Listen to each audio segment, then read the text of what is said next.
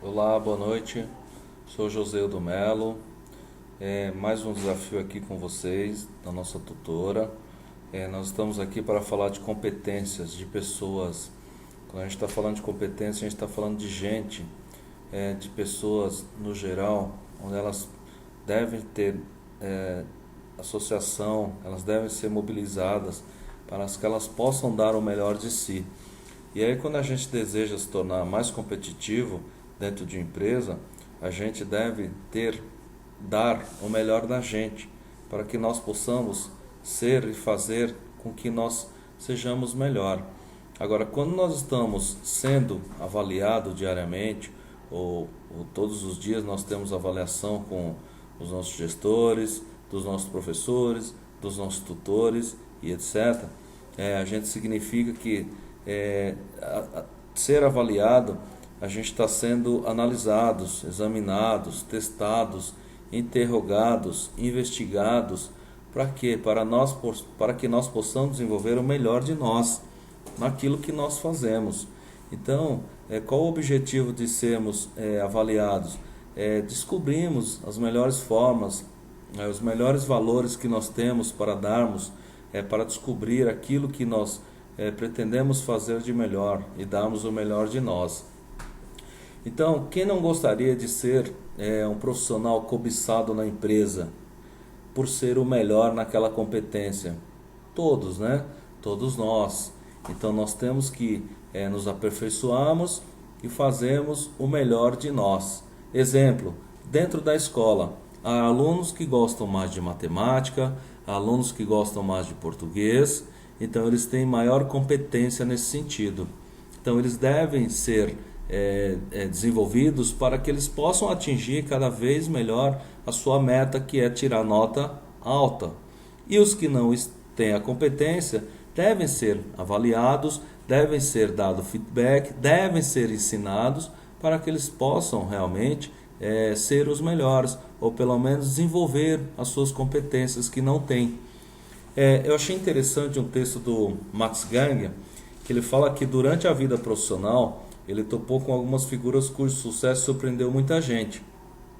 Figuras sem um vistoso currículo acadêmico, sem um grande diferencial técnico, sem um muito network ou um marketing pessoal.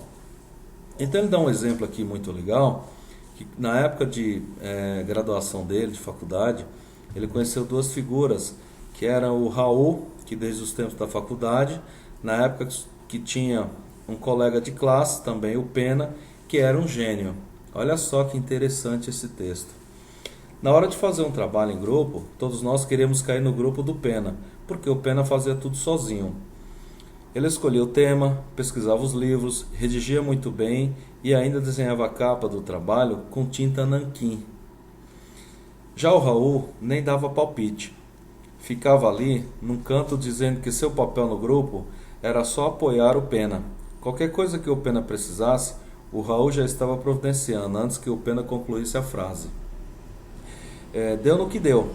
O Pena se formou em primeiro lugar em nossa turma e o resto de nós passamos meio na carona do Pena. Que ele nos deu uma colher de chá nos trabalhos, ainda permitia que a gente colasse dele na prova. No dia da formatura, o diretor da escola chamou o Pena de paradigma do estudante que enobrece a instituição de ensino. E o Raul ali, na terceira fila, só aplaudindo. 10 anos depois, o Pena era a estrela da área de planejamento de uma multinacional, brilhante como sempre. Ele fazia admirar as projeções, estratégias de 5 a 10 anos, e quem era o chefe do Pena? O Raul. E como é que o Raul tinha conseguido chegar àquela posição? Ninguém na empresa sabia explicar direito. O Raul vivia repetindo que tinha subordinados melhores do que ele, e que ninguém ali parecia discordar de tal afirmação. Além disso, o Raul continuava a fazer o que fazia na escola. Ele apoiava os colaboradores. Alguém tinha um problema, era só falar com o Raul. Ele dava um jeito. Meu último contato com o Raul foi há um ano. Ele havia sido transferido para Miami, onde fica a sede da empresa, quando conversou comigo. O Raul disse que havia ficado surpreso com o convite, porque ali na matriz o mais burrinho já tinha sido astronauta. E eu perguntei ao Raul o que era a função dele. Pergunta inócua, porque eu já sabia a resposta. O Raul apoiava, direcionava aqui, facilitava dali. Essas coisas que na teoria ninguém precisava mandar um brasileiro até Miami para fazer.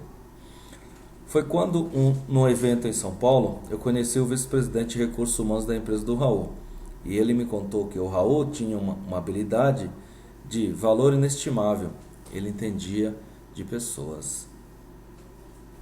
Entendia tanto que não se preocupava em ficar à sombra dos próprios subordinados para fazer com que eles se sentissem melhor e fossem mais produtivos. E para me explicar do Raul, o vice-presidente citou Samuel Butler, que eu nem sei ao certo quem foi, mas que tem uma frase ótima. Qualquer tolo pode pintar um quadro, mas só um gênio consegue vendê-lo.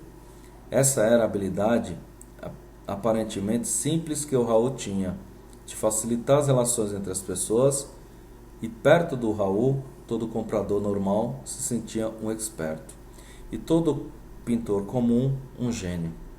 Há grandes homens que fazem com que todos se sintam pequenos, mas o verdadeiro grande homem é aquele que faz com que todos se sintam grandes. Então, pessoal, realmente há pessoas que têm habilidades de lidar com pessoas. Há pessoas que têm um verdadeiro eu com si, que ela consegue desenvolver as outras pessoas, ou melhor, dar o apoio a elas para que elas possam desenvolver suas habilidades. Eu acredito que a competência ela está dentro de nós, de cada um de nós. Basta nós colocarmos elas em práticas e sabermos trabalhar, como o Raul fazia no texto do Max Gang. Ele colocava as pessoas para trabalhar, desenvolver suas habilidades, desenvolver suas competências. Então, gente, é muito bom ter estudado esse texto e ter compreendido que pessoas são todas competentes, basta elas terem o apoio das outras para poder fazer e trabalhar. Muito obrigado e um abraço do Joseildo.